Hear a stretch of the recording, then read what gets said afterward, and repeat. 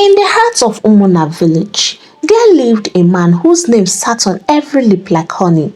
His name was Mr. Desmond, but the people simply called him our helper. From dawn to dusk, his life was a stream of generosity.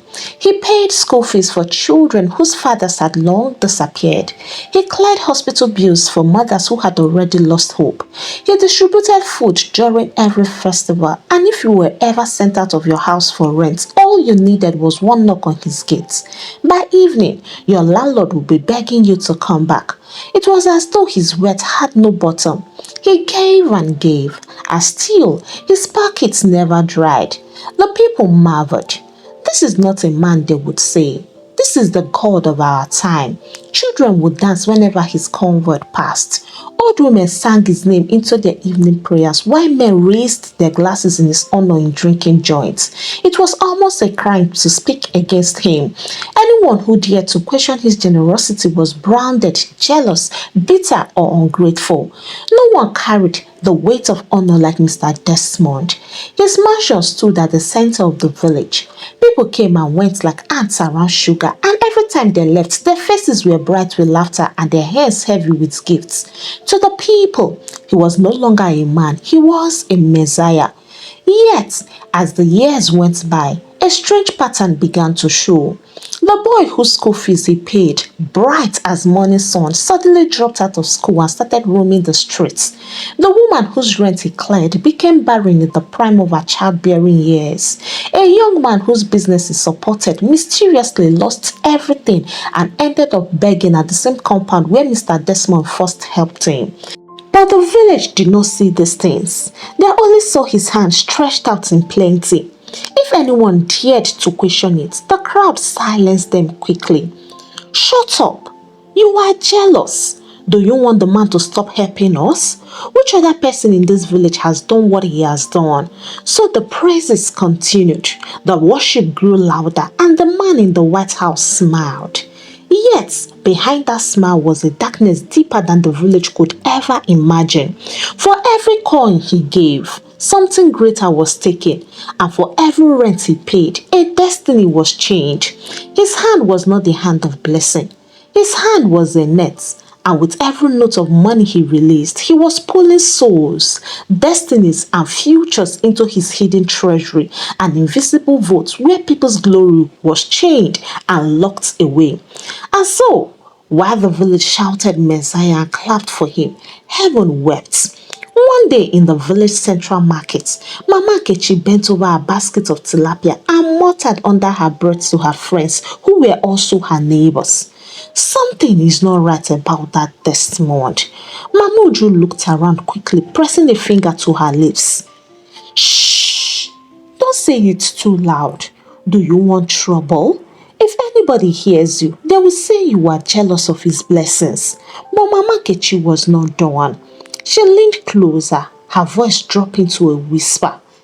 Tell me, Uju, have you not seen? Every child he pays school fees for, somehow the education never finishes. That boy Chima, brilliant like fire, he dropped out last year. Didn't his father tell us Desmond was the one that helped them? The third woman, Mama Ruth, sighed heavily. It is true. Even my neighbor Ngozi, Desmond paid her rent last year and everyone was praising him. But today, that same woman is roaming the streets begging. It is as if his help never lasts. The women exchanged uneasy looks. Around them, the markets moved on. Mamu just shook her head slowly. My sisters, maybe his help is not ordinary. Nobody gives like that without wanting something back. Before the words could settle, a young man nearby overheard and laughed loudly, cutting through the whispers. Mamuju and Co. You women are just bitter. That's why poverty is holding you. If Desmond passes here now and gives you 10,000 naira, will you refuse it? You will even kneel and call him Papa. Other traders joined the laughter, clapping their hands. Leave them now. Envy is sickness. If not for Desmond, half of this market would be empty. The women felt silent and embarrassed. They They knew what they had seen, but who would believe them? Desmond's shadow had stretched too far and too deep. The villagers' eyes were blinded by his gifts, and their mouths were too busy singing his praises to hear the whispers of truth. That night, as the market slept, Mama Kechi dreamt of coins raining from the sky, but each one turned to ash in her palm. She woke up trembling. In her spirit, she knew something was wrong, but who would dare to stand against the man everyone called a Messiah? Poverty had blinded their eyes even when the truth was so glaring. Take for example Chima, the boy who once lit up Umona with his brilliance. He was the pride of his teachers, the kind of child who solved mathematics like it was a riddle meant for play. His father had struggled to pay his school fees until Desmond stepped in. No child this bright should lack, he said with a smile, handing over an envelope fat with money. The whole neighborhood rejoiced. Chima is saved, they shouted, but 2 years later, Chima abandoned school completely. He wandered the streets with red eyes, his books forgotten, and his dreams dissolved like salt in water. Yet, nobody could explain it. The list was endless. Everywhere you turned, someone who once rejoiced over Desmond's generosity was now reduced to a shadow of themselves. Dreams cut short, homes broken, and future buried. But here was the strange part. Nobody pointed the finger at Desmond. Instead, they blamed bad luck, witches from their village, or simply the hand of life.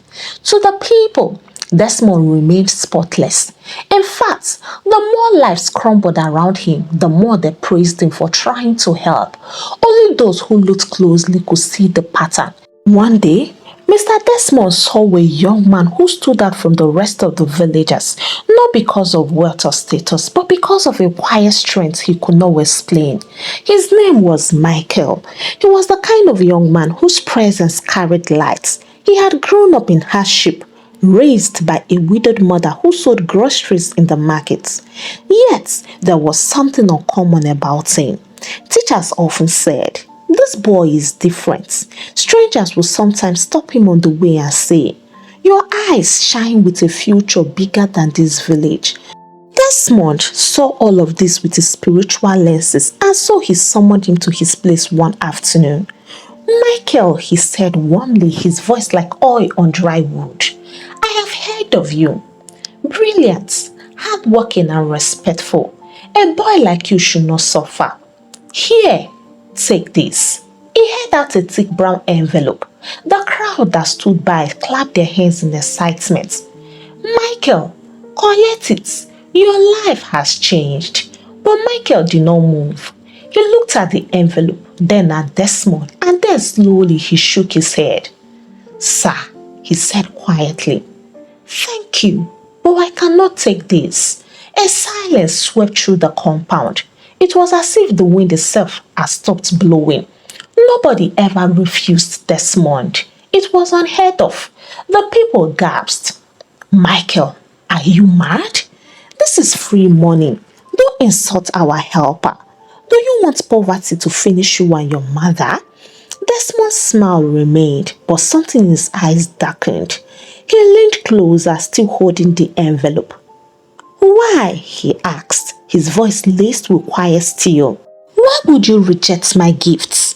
Don't you know what people would give just to touch my money?" Mike's heart pounded, but he stood firm.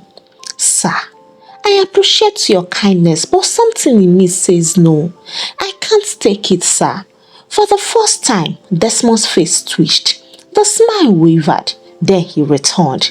He placed the envelope back on the table and waved Michael away. The crowd murmured angrily, some shaking their heads at the boy's stubbornness. But Desmond sat back in his chair watching him leave, his eyes narrowed with a cold fire. At that moment, Michael did not know the war he had just started, but Desmond knew. He knew Michael carried a destiny unlike any other, and he was not about to let that destiny escape his net. For days after Michael's refusal, he could not rest. His compound was still full of people singing his praises and rushing in for help, but his mind was fixed on that one boy who had said no. At night, he tossed on his sick bed, asking several questions. Why would he refuse me? What does he know? And who is that boy? The next market day, he sent for Michael again. When the boy arrived, those who were around the previous time waited eagerly, hoping he had finally come to his senses. Desmond leaned forward, his voice low and coercing. Michael, I see you are a proud boy, but pride destroys. I don't like to see young men waste their future. Here, take this money. Buy books, start a trade, or even help your mother. Why suffer when I can help you? Michael bowed respectfully, but his words were the same. Thank you, sir, but I cannot take it. A ripple of shock went through the crowd. Some spat on the ground. Ungrateful child, they said, while others hissed. He's insulting our helper. Desmond's mask lit. His smile faded and his eyes turned sharp. Why? He demanded, his voice no longer kind. Why will you reject me for 2 solid times? Do you think you are better than the rest of them? Do you know how many destinies I have lifted? Michael felt the weight of Desmond's gaze pressed on him like a stormy cloud, but he remembered his mother's words. Son, not every gift is from God and some open doors are traps. He swallowed hard. Sir, he said respectfully, I cannot explain why, but I know my spirit says no. A heavy silence followed. Then Desmond slammed his palm on the table, startling everyone. No one has ever rejected me, he thundered. Who do you think you are? The crowd shrank back, shocked by his outburst. For the first time, they saw a glimpse of the man behind the smile. But just as quickly, Desmond pretended he was fine. He chuckled bitterly, waved his hand, and dismissed Michael with a smile that didn't reach his eyes. That night, Michael dreamt of strange hands stretching out money dripping with black oil. He woke up trembling. At that point, he realized that his refuser had ignited a battle bigger than him. And somewhere in the silence of his mansion, Desmond was whispering to himself, You think you can resist me, boy? You will take my money or your life will never know peace. For days after Michael's refusal, Desmond could not rest. His compound was still full of people asking for one help or the other, but his mind was fixed on that one boy who had said no. Michael, on his part, had another dream. He found himself standing in a wide, empty field. From a distance, he heard voices crying and calling out for help. The ground beneath him was covered with coins shining in the dim light. At first, it looked like treasures, but when he bent down to touch one, it melted into black ash in his hand. Then he saw children, women and men kneeling on the ground with empty eyes, faces he recognized from Umuna. Chains were hung around their necks, and from each chain stretched a long rope leading into a huge golden chest, and beside that chest stood Desmond. But this was not the Desmond with the charming smile. His face was darkened, his eyes glowing like embers, and in his hand was a staff made of bones, and each time he waved it, coins fell from the sky. The people crawled desperately to grab them, but as soon as they touched the coins, their chains tightened, pulling them closer to the chest. Michael's heart pounded. He tried to run to them, but his feet felt heavy, as though the ground itself held him back. Then Desmond's fairy eyes turned to him. You, he hissed, his voice echoing like thunder. Why do you resist me? Why do you refuse my gifts? Don't you know that everything in this land must bow to me? The chains rattled louder. The cries of the people rose, and Michael fell to his knees, crying out, God, please save me. Suddenly, a bright light pierced the sky. The red cloud split open, and a voice like rushing waters whispered, Fear not, for what you say is true. His gifts are snares, his wealth is stolen. Stand firm, my son, and I will show you more. Michael woke up with a scream, his body drenched in sweat. His mother rushed to his side, frightened. My son, What is it? She asked, but Michael could barely speak. He only clutched her hand trembling, his heart heavy with the weight of the vision. After the dream, Michael could not sleep again. His mother sat by him whispering prayers until dawn. When the cock finally crowed, Michael knew life in Umona would never look the same again. That morning, while others hurried to Desmond's compound for their daily share, Michael shut himself in his room. He knelt down, lifted his hands and began to pray. At first, his words felt weak, but as he prayed, something stirred inside him like a fire being fanned. The more he prayed, the clearer his mind became. Suddenly, his eyes grew heavy, and before he knew it, he slipped into another vision. This time, he stood inside a large hall draped with red curtains. The air was thick with the smell of burning incense. At the center stood Desmond, dressed in a black robe, surrounded by men and women bowing before him. Each of them had bags of money, laying them at his feet. As they dropped the bags, Desmond stretched his staff, laughing out so loud. "These are mine," he declared. "Their glory, their riches, and everything. As long as they eat from my hand, they belong to me, and forever they will remain mine." Michael's heart broke as he recognized a few faces. Chima's father, Mama Ngozi, even the trader Emeka. Their shoulders were slumped and their eyes were dull, as if life had been drained out of them. Then, suddenly, Desmond's head turned sharply, his burning eyes locked onto Michael's. "You again?" he asked. "Why do you watch what is not yours? And why are you not bowing to me like them?" The ground shook violently. The curtains flew apart. Shadows hushed towards Michael, whispering his name. Terrified, he cried out, "God, please help me." And then, just as before, a great light descended. The shadows scattered like smoke before the wind, and a voice echoed, "Michael, I have chosen you to expose his works. Do not be afraid, but I want you to know this. The battle will not be easy. Stand firm and I will fight for you." Michael gasped awake, his body trembling.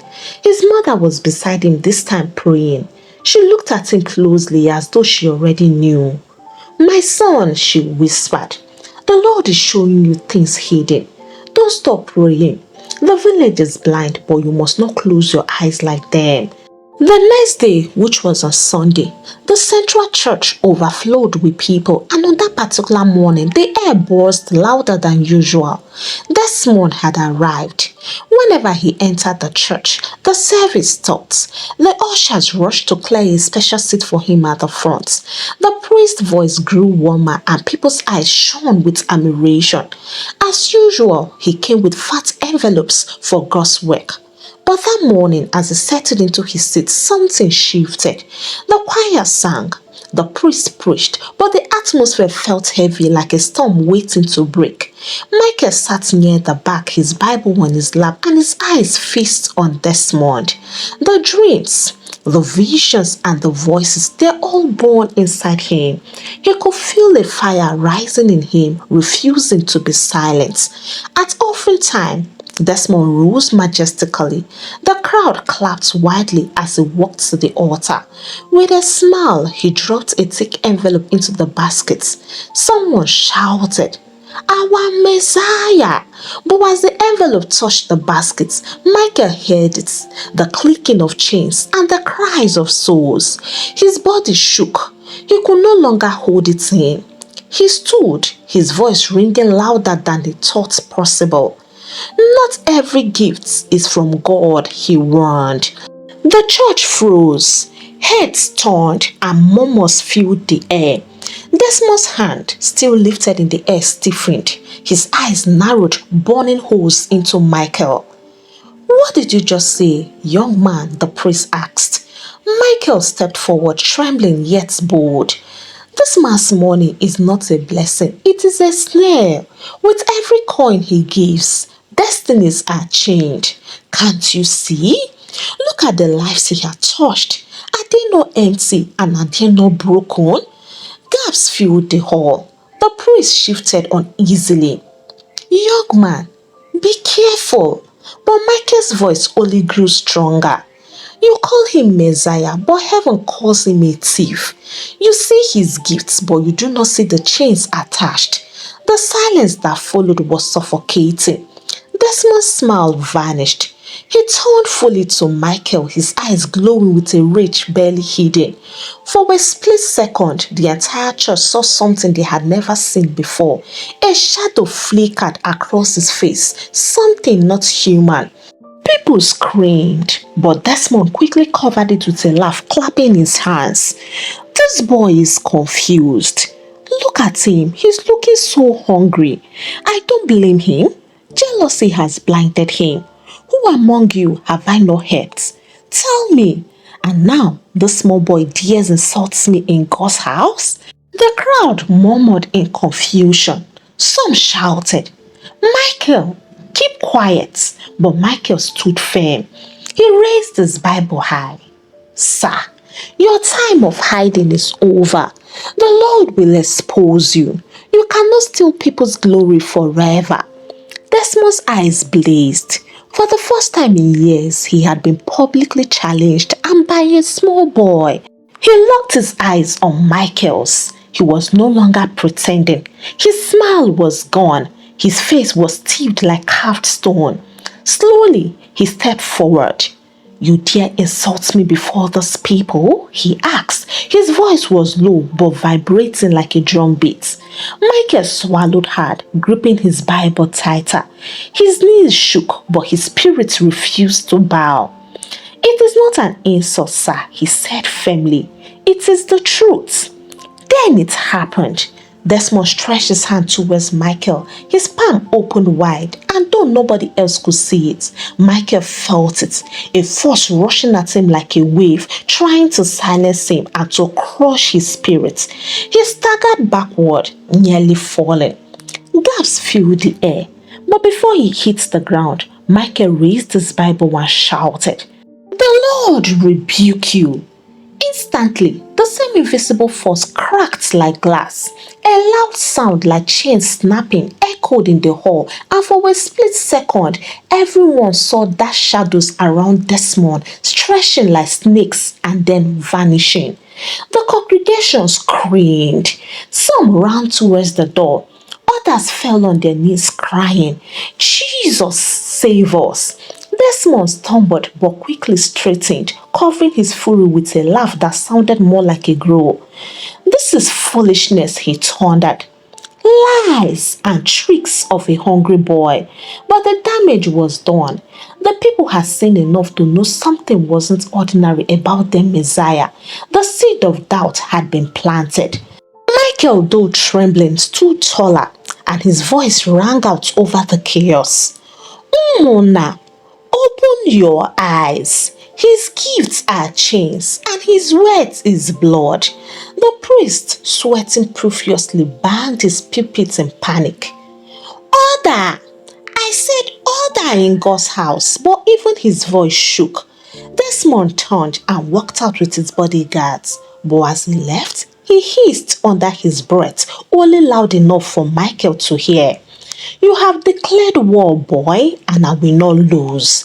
The church sat in stunned silence long after he was gone. Some whispered prayers, others argued in confusion, but one thing was certain: Umona will never see Desmond the same way again. The day that followed the church confrontation was nothing short of chaos. Umona buzzed with questions, arguments, and fear. In the markets, at drinking joints, and at the saloon, Desmond's name was on every tongue. Some still defended him with passion. "Don't mind that boy, Michael. He's just jealous.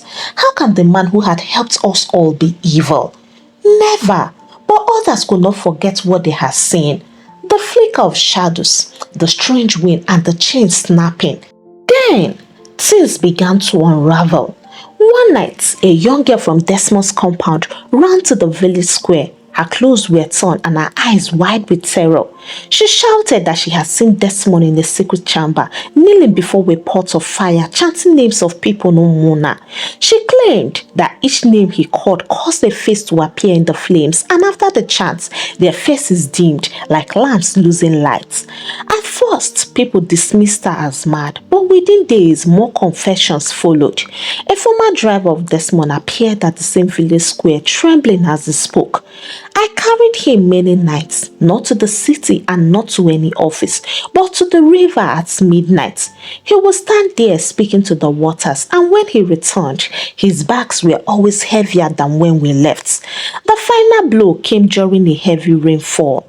Lightning struck one of Desmond's warehouses on the edge of the village. When people rushed to quench the fire, they broke in and what they found froze their blood. Inside were strange objects, rows of clay pots filled with coins and children's clothes, mirrors covered with black clothes and dozens of names written in red ink on folded papers. Some recognized their own names, their children's names, and their late parents' names. The cry that broke out in Umuna that night was like a funeral. Mothers wept. Fathers cursed. Young men beat their chests in anger, and at that moment they realized the truth that they had not been fed, they had only been drained.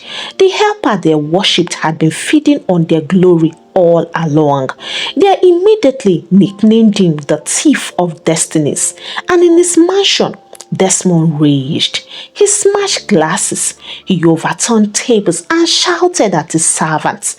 When the truth could no longer be denied, the elders of Umona gathered. They knew this battle was not ordinary, so they called for a 7-day village prayer meeting. From dawn till dusk, the whole villagers gathered at the village square. Old and young, men and women, even children raised their voices in unison. They prayed, fasted, and lifted songs to heaven, calling on God to break every chain Desmond had forged. Desmond on his part was locked in his mansion. He grew restless. On the first night, he could not sleep. By the third day, he began to cough violently. By the fifth, his body broke out in sores. His skin started decaying as though fire burned from within. Servants fled his house terrified. His words, his scars, and his properties, none of them could save him. On the 7th day, as the prayers rose like thunder, Desmond fell to the ground screaming. His voice shook the very walls of his mansion. They have broken my chains and they have scattered my treasures. By evening, he was no more. The elders refused to bury him in the village cemetery. A man who fed on destinies cannot rest among the innocent, they said. So they carried his body to the evil forest, a place where abominations were laid to waste, and buried him there. From that day, peace slowly returned to Umona. Families began to rebuild. Those scars remained, but a lesson was carved forever into their hearts, that not every hand that gives is a hand of blessing. So, my dear Kamma tribe, I ask you these questions. If you were in Michael's shoes, would you have had the courage to reject Desmond's money when the whole village adored him? And will you have also exposed him the way he did in the church? Kindly share your answers with me in the comments. And please don't forget to give the story a thumbs up, share out to your loved ones, and hit on that subscribe button if you have not already done so that you can join the Kamma tribe. Until I bring the next interesting story your way, it is a goodbye from here, and God bless you.